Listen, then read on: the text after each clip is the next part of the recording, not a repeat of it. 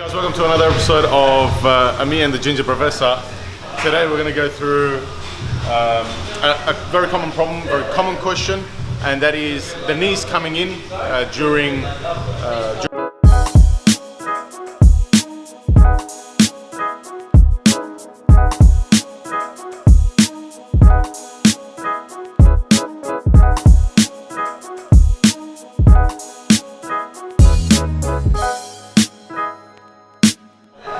Our coach from Adonis Athletics, Castle Hill, Carlos, he covered it in just a recent Just a Tip video. So check that out if you want just the information on it in a nutshell. But today, Alex and I are going to go through it much more in detail because it's a recurring question and it's a very common problem, which we feel needs a lot more time sort of dedicated to it and a little bit more detail dedicated to it. Yeah, so just like with training, with rehab, specificity is king. So there's no point there's no point trying to train someone to be a tennis player when they're playing rugby. Same sort of thing, there's no point doing a rehab exercise that's not specific to the end goal in mind. So particularly with the knees coming in, say the movement like the squat, we want to make sure that the rehab exercise mimics as closely as possible to our end goal. So if we're going to try and work with the knees dropping into the squat, let's use the squat as that rehab exercise to move it forwards from there. All right, so let's do it. So for everybody who doesn't know, I guess we'll show what knees coming in looks like. And actually, can we cover, just to go with that, is there a case where knees coming in is not so much of a big issue? Like, for example, I see weightlifters who are obviously proficient at what they do, they're good at what they do, and you notice as they're coming out of the hole, this sort of happens, but then it sort of corrects itself. Like it knocks in, but then it goes back out again. Yeah. Is that firstly a problem? Yeah, so like with a lot of things, it comes down to the individual athlete. So there are obviously some athletes where the knees dropping in isn't actually an issue which affects them. But with the beginner and moderate lifters, go with what the best sort of form is, and then as you get better you can adapt and advance, and as you advance you can adapt and change things to suit your anatomy and your style of training. Alright, so well, let's go through real quick.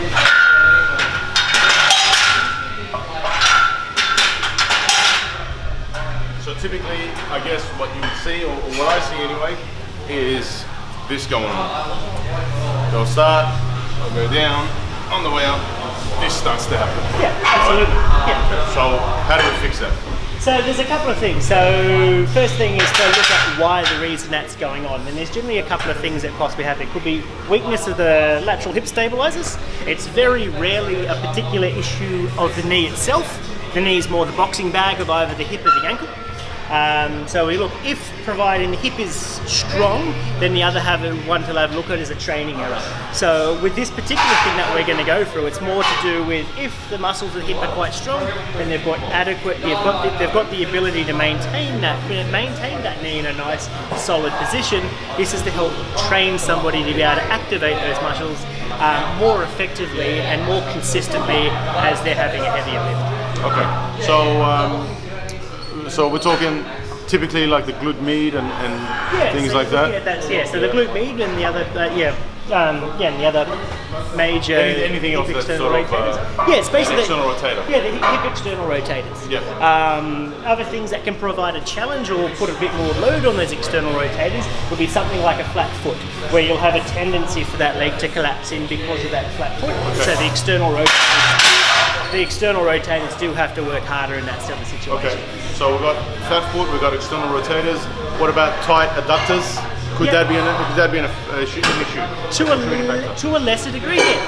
That's probably not the most common thing to come about. The sort of flat foot or the weakness through those external rotators are far more of a common issue, but absolutely you can have issue with the adductor. You can also have an issue with just the anatomy of the person, so how their femur and the angle and the shape of the femur and all that sort of stuff's been put together, which we've spoken about in a previous video about a month or so, about 6 weeks ago. What about ankle tightness? Could that Could that be a factor? Yeah, that's another one to have a look at, particularly if it's quite tight. People have a common tendency to try and roll in to try and provide a bit more flexibility. That's a common one with that. They'll get to a point, so instead of being able to drop further and lean forward into it, they'll have a tendency to try and shift their foot out to roll forward to get that extra bit of movement. You start to see the toes starting to point out. Yeah, their toes start to slide out. As they're squatting, especially as they're descending. Yeah, as they're squatting, they'll have a tendency to and then try and roll in. Yeah, right. Okay. Yeah. That's very common. Okay, so so far what we've covered is the external rotators. Anything contributing to external rotation. The flat feet could be a factor. Possibly, but not very commonly, adductors, tight adductors, and a more common one, tight ankles. Absolutely. Anything else? Or that's more or less the general? More or less of the major things that cause that sort of what's known as that Valgus shift or that inward shift. So let's go probably with the two top ones, which is the external rotators and training error. Well, I guess that's the other one, right? Yeah. Like movement patterns and stuff like that. Yeah. So somebody may have learned incorrect technique from the early days for whatever reason, and then that's sort of how they've learned to do it. So how do we go about fixing it? Let's just, I guess, pick each individual common scenario. One being external rotators, one being tight ankles, and then anything else that you want to throw in there that you see commonly, and how do we actually go about fixing it? Okay, let's start with the external rotators. So that generally, if we've got a weakness with the external rotators, quite simply we need to do a couple of exercises or a couple of things to fix them. So things that are quite good for that is, say, your crab walks or your monster walks and things like that are a good first one to get those muscles around those lateral hips nice and strongly. Okay. So go through it? We'll go through that. So we'll just go to the band. Do you want to know? Yeah, I can just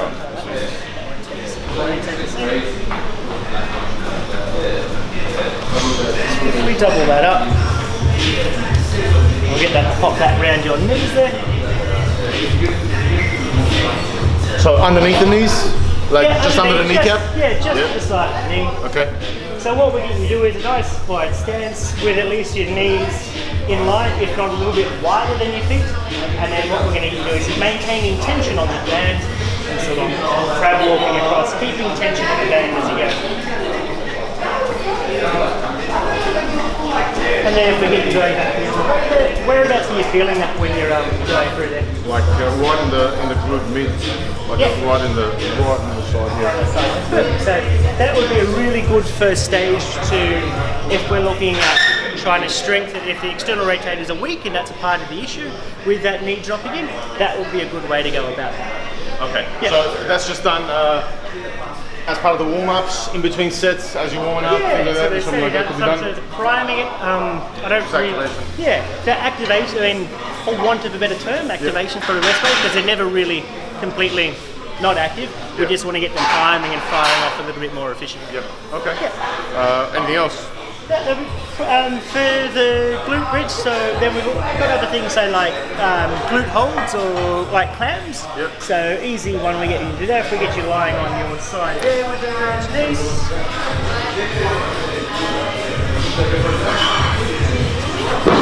And as we're going, specificity is king for as what we're going through there. So we really want a good sort of that sort of position where we're looking at that hold and then pulling out, obviously with probably a little bit more tension onto that band, keeping that foot there, keeping it nice and still and the core nice and kicked on there, and then driving that out a little bit more and holding that position is the first good exercise to do it. Get some eye contact here.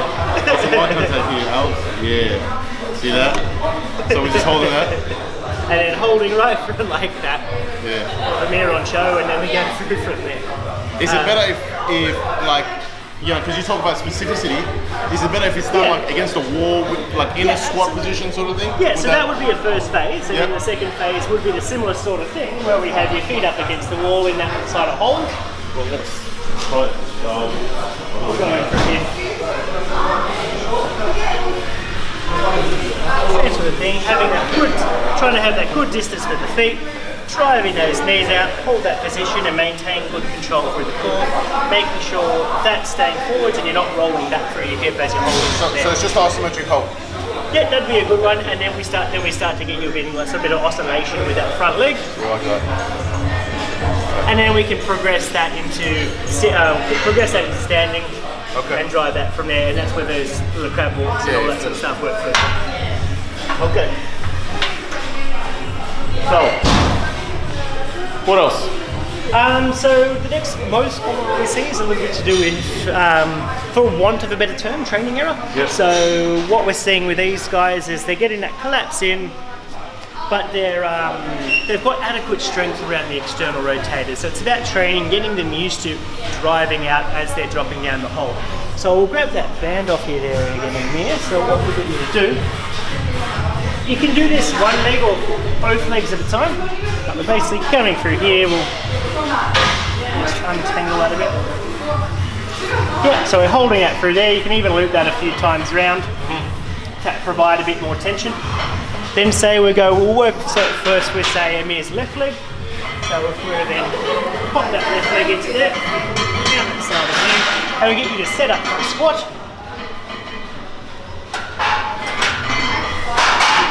And drop through like this. Yep. So, and then we get you squatting down, driving that leg knee out, maintaining good position as you're coming down. So what this does, it allows me to be very, very aware of what's going on around his lateral hip because that band's trying to pull him in. So he has to fight to keep that out. Yeah, I like this one. Yeah. So it provides. I think I prefer this over the double band around the knee. Yeah, so this can be quite a good useful one, as I said. So the more specific to the exercise we get, the better results. So what we're as I said, we're trying to show just a raft of a couple of different things, and this can be one that when people have got the strength and the adequate strength to move straight into that squat. This would be a really good one for them to do there. Okay. And anything else you want to add in? So I know, like, there's probably heaps of ways to do it, and we've got like limited time. Yeah, sure. But is there anything else you reckon that's like a bang for your buck sort of thing, correction and things like that? In terms of corrections, they're probably the best couple of exercises there, particularly for around that part of the hip. I know at the squat workshop we're doing on 4th March, we're going to do a lot and work through joint by joint and the different issues and things and how we can correct those things for your squats and depths and all that sort of stuff. And obviously there's the other one is what we talked about earlier, which was tight ankles, but there's a video on improving ankle mobility specifically for the squat in our video archive, so scroll down, you can find that. Actually we'll get Alps to put a link up right here, Alps, right here. So if you guys missed out on registering for the squat workshop, if you were in Sydney, that's because we release them first exclusively through our newsletters. So if you're not subscribed already to our newsletters, go to our website www.adonisathletics.com.au. I don't know, put a link here or something else, and scroll all the way down to the bottom of the page. There's a section there that you can register for the newsletters, and anytime we have further clinics and stuff like that that's coming up like this for free, you can jump in and take advantage of it, and we'll be there to help you out and guide you and hopefully make you a better lifter with whatever we know that we can teach you guys. So thanks to the Ginger Brofessor. That's another episode, but we're not going to get any longer than that because it's already long enough as it is. But if you have any questions about it, if there's something you guys want any further clarifications on, let us know.